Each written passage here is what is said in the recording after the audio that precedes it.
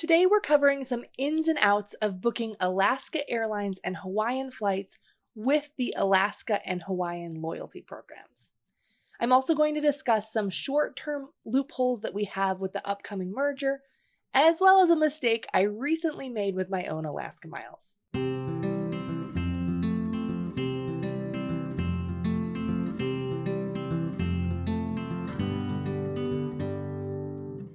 Welcome back to Points for Normal People.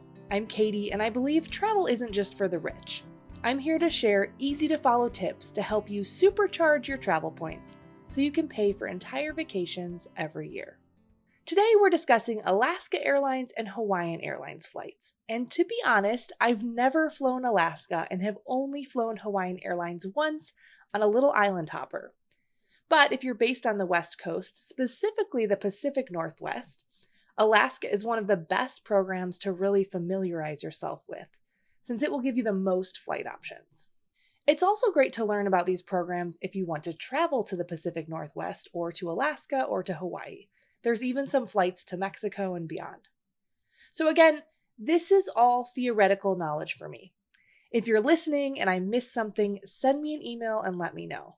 I always like to end the season with a full episode of tips that I learned from listeners throughout the season. We'll start by talking about using Alaska and Hawaiian miles for booking Alaska and Hawaiian flights.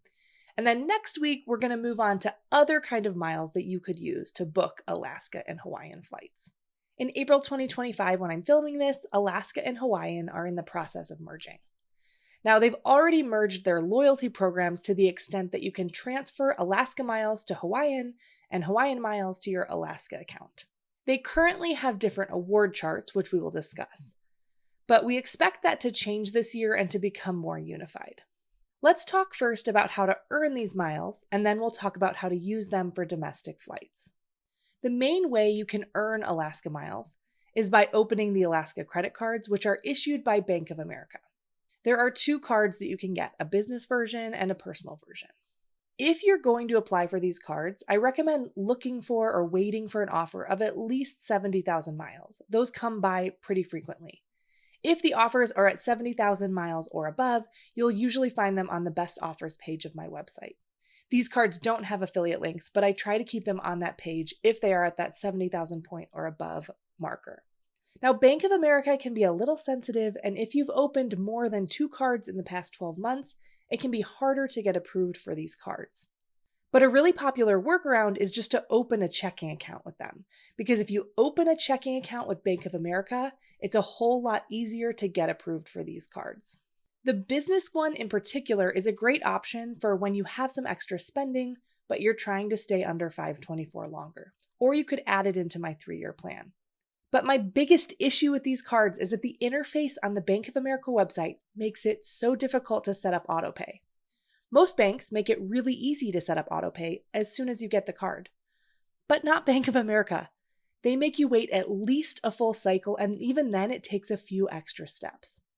I actually posted about this on Instagram last year because I was having a heck of a time with this and ended up missing a payment while trying to set this up. And so this was one of my Alaska miles mistakes. I just had a really hard time linking my bank account, and then we were traveling and I forgot to follow up why it didn't link, and then next thing I knew, I saw a late fee in my account. But when I posted my experience, I had so many people reply that something similar had happened to them. And people even wondered aloud if Bank of America makes it hard on purpose to set up autopay in order to be able to earn more via late fees and interest rates. Now, I don't know if that's true, but it sure is the hardest to set up a payment, more than any other credit card that I've ever had. So just be extra vigilant about setting it up if you ever get one. I'm going to go on a tangent about a little perk. So getting one of these cards from Bank of America, or any card from Bank of America, comes with a nice little side perk, and that's the Museums on Us program. So the first full weekend of every month, there are 225 museums and cultural institutions across the United States that you can enter for free if you have a Bank of America card. So in our house, we keep a no annual fee Bank of America business card, and we even added our kids as authorized users so we can all get into these museums for free. Usually it's one person per card. Bank of America, though, has no minimum age for authorized users, which is how we could add our kids. I'm telling you, these are really good museums. Like in the Chicago area, it includes the Art Institute, the Museum of Science and Industry, the Holocaust Museum, and the Morton Arboretum. All museums that are really great. In Denver, where we go a lot to visit family, it includes the Botanic Gardens, the Museum of Science and Nature, which is a great museum, and the Art Museum. Some cities include children's museums too. It's just such a great little side perk of the Bank of America cards. So just enjoy that perk if you have one of those, but make sure that you're making your payments. So those are the card options for Alaska Miles. It's pretty straightforward. For Hawaiian Airlines, the cards are issued by Barclay, and these are going to be discontinued sometime in 2025 with the merger. These Hawaiian cards are great to get now because they are being discontinued, so you have one last chance to earn the bonus on these before they go away. The business card is great in particular if you want to stay under 524 and still be able to get a card. And the personal card has two versions, and some people are able to get approved for both of them, so potentially 3 cards. And as of right now, there's a third credit card route where you can easily get more Hawaiian miles, and that is that you can also transfer American Express membership rewards over to Hawaiian Airlines. Now, we expect this to end at some point with the merger. Maybe it won't, but we think it will. But if you tuned in last week, you learned the basics of earning American Express membership rewards. And as of now, all of those points could be transferred to Hawaiian. And then remember, thanks to the merger, you can move any points from Hawaiian over to Alaska's loyalty program. So right now, that's a great little loophole because you can take American Express membership rewards points and move those to Hawaiian. And then from there, you can move them over to Alaska. Alaska doesn't have any banks that allow you to transfer points directly to them. So it's nice to have this loophole with membership rewards while it lasts. So those are the main credit card methods to earn Alaska and Hawaiian miles right now. Alaska cards, Hawaiian cards, and then moving membership rewards to Hawaiian, which then you could move to Alaska. Like other loyalty programs, there are other little ways to pad your points balance. So Alaska has a shopping portal, just like American or Southwest or Rakuten. So if you really want to focus on Alaska miles and accruing them, you should definitely prioritize using that Alaska shopping portal for your online shopping. The Alaska Mileage Plan shopping site also has a way that you can link a credit card to earn bonus miles on certain in-store shopping places. So that's worth linking up and adding offers if you're trying to maximize your earning. A lot of the stores are somewhat random, but there are places like CVS on there, so you could be earning extra points potentially even for in-store shopping. And then one more way that you can earn Alaska miles that's unique is through their baggage time guarantee. They guarantee that your bag will be at the baggage carousel within 20 minutes of your flight's arrival at the gate. So you can start a clock on your phone the minute your plane parks at the gate. And if your bags don't arrive by 20 minutes to the carousel, they will give you 2,500 miles per person who checked a bag. You do have to go to the baggage office that day to speak to someone to claim the miles for this. But some people earn a lot of miles this way. So credit cards, shopping portals, and baggage guarantees. I think those are going to be the main ways that you're going to earn these miles. So let's talk about now how to spend them. As a reminder, this season focuses on domestic redemptions. There are some great ways to use Alaska miles for international flights. One of the best perks they have is that you can get a free stopover even on a one-way trip. But that works for international itineraries only. There are also some really great sweet spots internationally with great pricing. But today we're talking about domestic flights and also specifically about paying for these using Alaska or Hawaiian miles. One big advantage of using Alaska miles is that there are no change or cancellation fees. So if you book an award ticket and then you need to change or cancel it, you can do so up until the time of departure and you'll get all your miles back with no fee. There is a small fee of $12.50 if it was a partner flight, but for Hawaiian and Alaska flights, it's nothing. And so overall, this is a really great flexible option. Alaska uses a distance-based award chart. And unfortunately, it is somewhat dynamic. So the pricing says starting at, which gives them the freedom to then charge more for higher demand periods. But for short haul flights, less than 700 miles, they start at just 5,000 miles each way. So that's a great price. The next band up for flights within the US is 701 to 1,400 miles, and these cost just 7,500 miles. The mileage chart caps out at 12,500 miles each way, even for much longer flights like those up to Alaska. And that matches sort of the traditional saver one-way price for flights in North America. So within the continental US, up even to Alaska, theoretically, the most you could be paying for a round trip is 25,000 points if you can find saver pricing. The chart says that flights to Hawaii start at 15,000 points each way, but we couldn't find any for that price except from the West Coast. We found mostly 20 to 30,000 points each way from the Midwest and the East. So you're looking at more like 40,000 to 60,000 points round trip. Hawaiian has its own award chart, and that also has a lot of variation. But interestingly, when we were researching for our Hawaii flights article, this seemed like it was more of a suggestion. We found that we could find pricing below their lowest pricing on some routes, and then on other routes, we could never find pricing at the lowest rate. And then most of the time we found that booking Hawaiian flights with Alaska mileage program was actually cheaper. So if you're looking to book, you'll definitely want to check both if you're planning to fly Hawaiian. And it's easy to check both because you could just search for the same route on both Alaska's website and Hawaiian's website, and then look for the cheaper price and book with that website that has the cheaper price. If you only have Hawaiian miles but want to book via Alaska because it has a better price, you could then just move your Hawaiian miles over to your Alaska account. As far as searching, Alaska's own website has a pretty good, easy-to-use interface. You can search for tickets with miles without ever logging in. Once you search a route, you'll be able to see flexible date options across the top, and even in the top right, there's an option for seeing a 30-day calendar.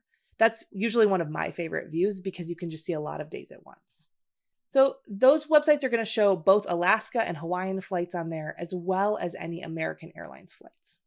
Using Alaska miles to book onto an American flight is going to follow different pricing. I mentioned this a few weeks ago, and for short-haul flights, the pricing for American flights can even be a little bit cheaper. But for flights to Hawaii, it's a little bit more expensive.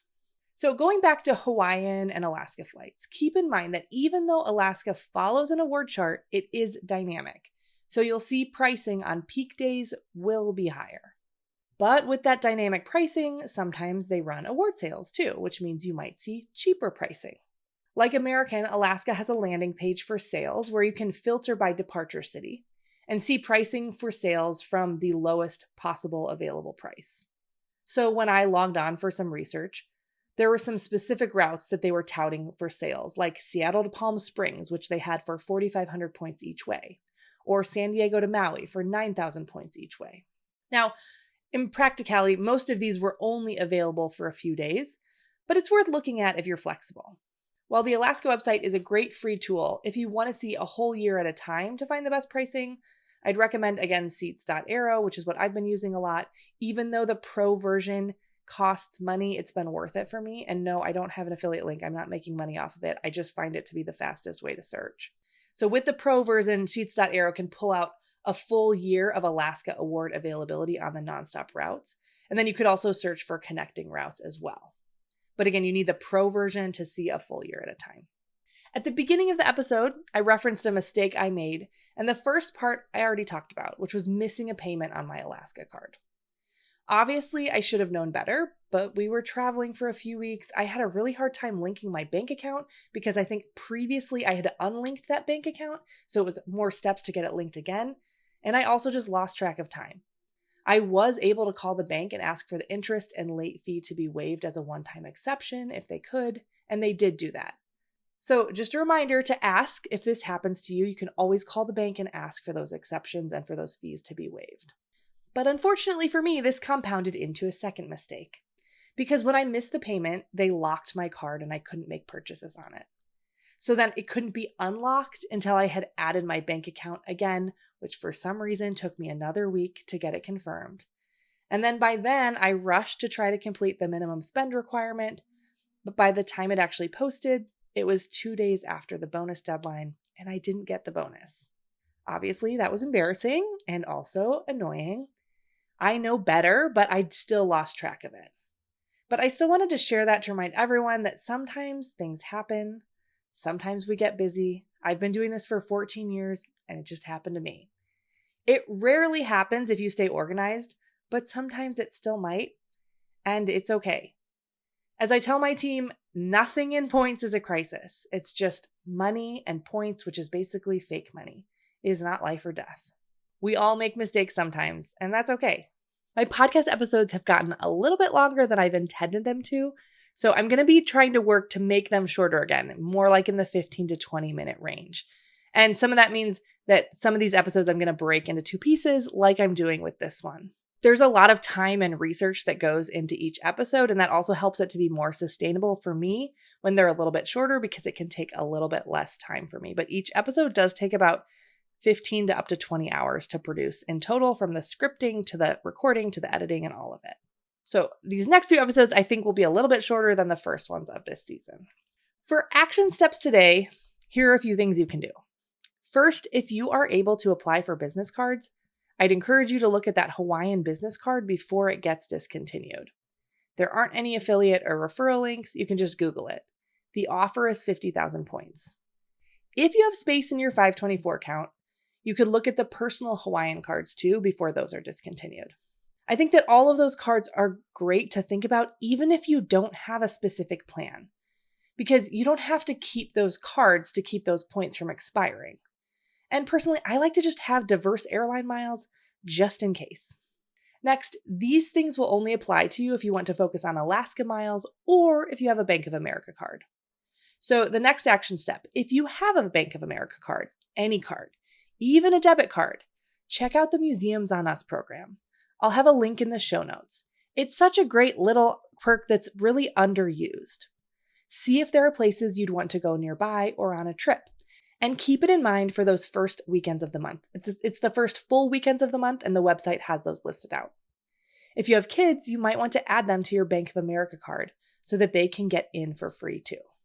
Next time you fly Alaska, if you check a bag, set a timer and see if it takes longer than 20 minutes. And then go to baggage office and claim your 2,500 points if it did take longer. And then lastly, if you want to focus on Alaska miles, make sure you sign up for mileage plan shopping, as well as take a minute to look at those in-store deals. Thanks so much for spending time with me today, and we look forward to seeing you next time, where we will continue to unlock these secrets of travel points together.